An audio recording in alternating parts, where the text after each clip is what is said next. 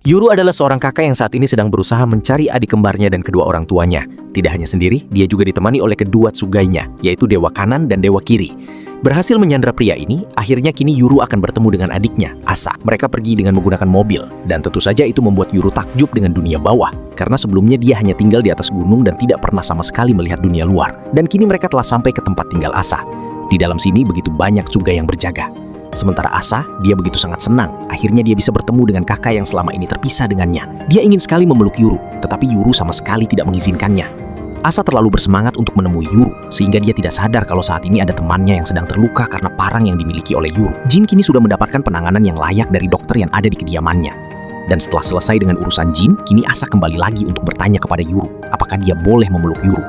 Dia begitu rindu dengan kakaknya ini, tetapi Yuru sama sekali tidak mengizinkan Asa untuk memeluk dirinya. Dan kedatangannya ini juga karena dia ingin bertanya satu hal kepada Asa, yaitu di mana kedua orang tua mereka. Asa pun menjawab kalau orang tua mereka tidak ada di tempat ini. Mereka telah menghilang pada saat kedua orang tua mereka kabur dari dataran tinggi ke dataran rendah. Ibunya berencana untuk pulang kampung, tetapi pesawat yang mereka tumpangi mengalami kejadian yang aneh, di mana semua penumpangnya menghilang. Begitu juga dengan Tsugai yang menjaga mereka. Dan sejak kecil hingga sekarang, Asa dirawat oleh Jin dan beberapa orang yang ada di kediaman ini. Dan belum sempat mereka menyelesaikan pembicaraan mereka, dua Tsugai asing menyerang mereka.